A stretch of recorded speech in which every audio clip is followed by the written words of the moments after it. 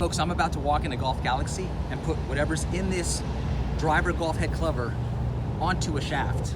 As you can probably guess, there's a driver in here.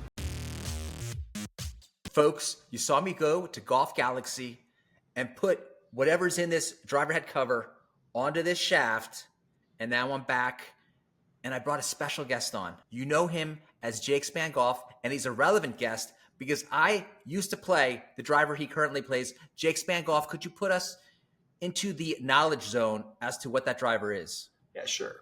I play with the Callaway Rogue ST Max LS. This is the 2022 model driver that they actually pumped out for Callaway. I use the LS model designed for low spin. If you ever see LS on anything, that's what it means for. It stands for low spin, designed to basically minimize that awkward pull and shank shots that you're getting as far as the spin numbers, which create those awkward landings. Love it a lot. Unlike TaylorMade, TaylorMade has that kind of glued in face insert. So if you have a higher swing speed like I do or beyond, I'm not that high, but like the guys who are really, really high, their faces tend to pop out or bust, especially if you leave your bag in your car with the heat on. It does happen, and the face will just pop out. Callaway won't happen. So big reason why I think a lot of us like the Callaway driver. It's a good driver. What's interesting about what you just brought up about the faces popping out on the TaylorMade drivers, I believe this is a TaylorMade stealth issue. My buddy has one, and if you look at it, you can see some kind of yellow glue coming out. Like I'm telling him, like, hey, dude, this is going to pop any second. And this is only due to this guy probably leaving his garage or something because he has very low club head speed. Yeah, so there's two ways that it happens. One is from extreme warping of the club, which can happen if you leave your bag in your car a lot in the middle of summer, especially if you're in Vegas, like where you're at. That's dangerous. That's stupid. Your clubs are going to snap at some point. Your heads are going to fly off on your irons. Don't do that. But also if you have a high swing speed. So we saw this actually happen live on television for Peter Uihlein this season with the Stealth 2. We saw it happen with Brooks Koepka with his driver. I don't know exactly which one he was using at that point in time, but it happened to him during a live event during the third round. So these things happen. Callaway doesn't happen with because of how their face is made. That's why I like them so much. Less risk. I don't want to sell out Titleist, but I did have a TS3 driver that was just stored in my garage, and the top front area just started warping. Mm-hmm. I took it to Golf Galaxy, and at this time, it was only one model old. They were at the TSI 3. Gave it to Golf Galaxy. They sent it back. They gave me a free TSI 3 head. Nice. So folks at home, if you get a driver that's only one model old, so for example, right now they're on the TSR3. If you had the TSI3 and something went wrong with the head, you can bring it to Golf Galaxy. You pay the fee, they send it back, and you get a new head. That ain't a bad way to play the ball game. And by the fee, I just mean the shipping fee. So it's like $40 for a brand new head. It's like $300. That's pretty good. Upgraded head, exactly. I just want to make sure that everyone home is getting the best value on these now $500 to $700 drivers. Yeah, because you can't afford to do that every single year and twice on Sunday. That's expensive. Correct. Well, and the big thing is that drivers aren't made the same way they used to be. You know, we have to be able to pay attention to the kind of things. You know, when we were playing these drivers, you know, like the R580 XD, this thing was an absolute brick. You know, it was built to have this really, really thick face head, which did cause a lot of topping because the sweet spot was very low on the actual head. But because all the weight was really compact in the center, they lasted a long time. They didn't have the warping issues of these very thin heads with wide sweet spots. When you widen the sweet spot, you create this opportunity for long-term warpage, and just they don't last as long versus with these clubs. Granted, you couldn't adjust the heads to match everything else, so it was a complete overhaul anytime you had to change the shaft. But they lasted way longer and were built to, you know, last. How did you end up on the driver that I used to play, the Callaway Rogue Max LS? So I was playing the TaylorMade Jet Speed driver, which I had at a 9-degree loft. It was perfectly wonderful for me for a long time, except for it eventually had a hole in the head from the nozzle. You can see it right here. This hole in the head created an awkward sound, which sound is very important whenever you're hitting, be it the contact sound or the swing sound. And I kept feeling like I wasn't swinging true because of this. So being a lefty, you can't really go and demo things the same way that you righties do. F righty. Kidding. It's just I'm jealous of you guys because you guys can go and demo everything. I can't do that. So I had to really pay attention and look at some stuff.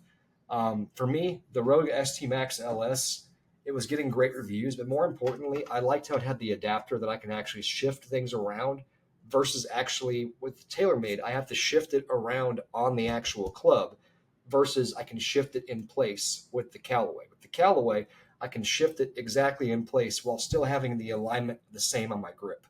It's very important to me. With a TaylorMade, you need to have a 360 grip in order to make it work. But even then, after a while, if you played a club long enough, your grip will warp to your hand a little bit. So then you'd have to deal with like your old grip warpage, or just get a new grip every time you like make an adjustment. Callaway offered it to where it was the same exact grip spot every single time. I liked that. So then in addition, I was thinking, okay, how am I going to be able to get the best bang for my buck? Made sure to get the right one, made sure to get the 9-degree model, and then I actually went ahead and bought the Tor adapter so I can go -2 degrees. So I played at 7 degrees with a draw bias. And then I also picked up the Ventus Black Shaft, the 6X. Honestly, you should probably play with like a 7X, but the 6X is just fine. And I love it. I've been happy ever since. But again, being a lefty, I don't have the opportunity to experiment the same way that you guys do. I have to kind of take it at face value. So I'm very interested to hear about your findings with your new driver. Well, first off, you went on a whole spiel about being a lefty. Can I get some more cheese with that wine? I know. I'm sorry. I'm sorry, guys. I'm being a little baby back bitch right now. I apologize. Can I ask you how much all in was that driver? All in head, replacement shaft, grip, adapter. $30 for the adapter, $200 for the shaft, $450 for the original driver. So about 675, roughly, all in. Oh my goodness. You did not get the Asian deal.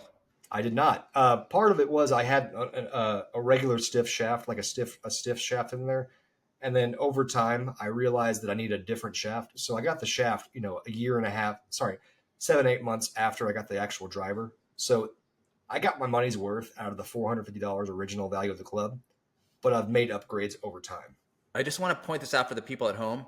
I don't think any driver depreciates faster than the Callaways. They pump out so many that after 6 7 months, they're already down 50, 60%. Those paradigms are going to be in that sweet target zone of $300 very soon, I bet.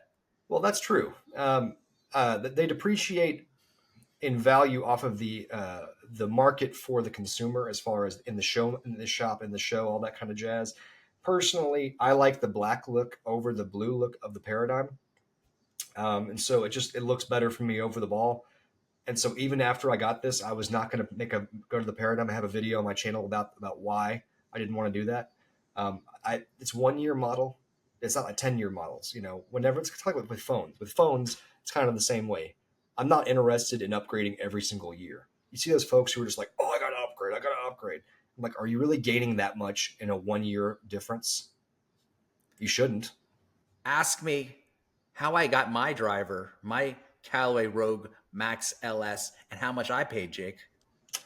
How much did you pay and how did you get it? One of my buddies just brought it to the range one day. He had it in his house, brings it to the range. I hit it. I was just hitting the TS3 driver. I went back a generation from the TSI3, which I also loved. And he sold it to me. It was mint condition for $200. And here's my point about the depreciation, Jake. When I sold it on eBay within 6 7 weeks, I still lost 10% on it. Yeah, that makes sense. But the fact is, you got a pretty good deal. And it looks like the most important thing with golf is unless you really know that you're getting what you need to get, you got to make sure that you're in a spot where you're not angry with what you paid to get into the ball game. And so it looks like you weren't in a spot where you were angry with what you invested. No. Now ask me why I switched out of that driver. Why'd you switch out of that driver? Well, if my buddy is gaming a different driver and he doesn't want to play the Cali Rogue ST Max, it makes you wonder, well, what's maybe your driver's better? It's just like when a dude sets you up on a double date. Does he take the hot chick for himself or the less hot chick? Well, he better take the hot chick for himself. He's the one who made it all work. So I wanted the hot chick driver. So what is the hot chick driver? Well, you know what it is. I don't want to do the reveal right now. Okay, I've sent you photos. I'm going to do the reveal here right now, but I want you to say, knowing what the driver actually is, did I do the right thing? if it works for you, it works for you. Listen, I'm okay with my 6 and 7. With my, I mean, that's what it is. I mean, if we're being serious right here, I'm playing with the every girl driver. I'm playing with the cheerleader effect driver, the one that everyone on the tour plays. If we But ever went on a double date to Outback Steakhouse, I would let you order the bloomin' onion. That's how much I care about you. I respect that. All right. I respect your friendship. All right, Man, so also ask me how much I paid for the driver. how much you pay for the driver? I was on eBay. Some dude had just posted the head, and it was mint condition. So I just started hammering. I'm like trying to get the best offer. All in, I have that minty head, $175. Wait, there's more. I got the shaft off to some dude a while back on offer up, $20 shaft. And what shaft is it? It's a hazardous something. Yeah, it's the old school. It's known for the mid launch. It looks like what Batman would play. Okay, it's 6.5, like stiff. Wait, kicker, 76 grams. You know what I did? I Googled what the weight of Brooks Koepka's shaft was. It's in the 70s like this. Same shaft for me, basically, the same weight. So now I had the shaft. I had $10 for the labor at Golf Galaxy. I throw a little $5 tip in there. I'm all in under 220. That's a great place to be at right there. Because honestly, you're in a good spot right there, Pants. Because you're at a spot now where if you're pissed at that driver, Yeah, I think I like my old driver better. in a month, you're not invested so deep that you're gonna force it to work. It's invested too much monetarily to where it was going to work. Can I tell you a situation about a driver? Pretty much like a relationship with a wonderful woman. Mhm. You didn't value the driver at the time. You didn't pay. I didn't pay a lot for this Ping G400 driver. I got it for $80 off of offer up a few years ago. I'm meeting in some kind of sketchy area in the morning, but hey, the driver was legit. My $80 was real. Transaction complete. And then I sold it. And now you can't get the Ping G400 driver again for under 200, 220. This thing from 7 years ago is shot up in value. It's the classic. Tony Finau, Louis Oosthuizen, and Rocco Mediate played it. Rocco Mediate still might play it, but then they put out, just as you pointed out earlier, the acoustics are everything. So the later models, the 410, the 425, horrible acoustics. Everyone just says tinny, horrible sound. I don't know about the 425 because that's what Hovland plays, but for the 410 is cheaper now than the 400. Really, sound is so important. And one of the things that I like is that my Rogue versus my Jet Speed. My Jet Speed, by the time once it had the hole in the head, it sounded awful. Like it sounded dead. The ball wouldn't fly dead, but it just sounded dead. There was no smash. There was no pop. No koosh. And with your driver, you wanna hear that crank. You wanna hear that dirty hooker spit contact. You want it to sound like a little league baseball aluminum bat, like the hooker just went flying. Like you want to hear that. You want to hear that, ding, but not like so vibrating that it hurts your hands in winter. You just want to hear it true, and you want it to be true enough in sound to where you know the difference between 100% and 95% contact. And if you're getting that with your driver, that's worthwhile. I don't know if I'm actually going to get that sound with this driver. I hit my buddy's driver a few times. Wasn't swinging well that day, but always remember in the back of my head, this dude has the better driver from our double date. Okay. I switched up the driver. I'm going to take it out to the range. Folks, it's another wonderful episode having Jake Span Golf on. I appreciate the input you've given. Now I'm going to take this baby to the range, but you know what? I'm going to reveal it for the audience now.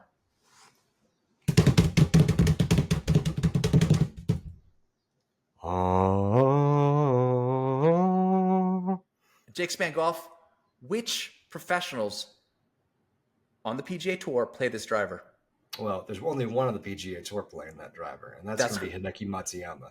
But the other one is Big Daddy Mama Jamma Brooks Koepka. Let's get to the range.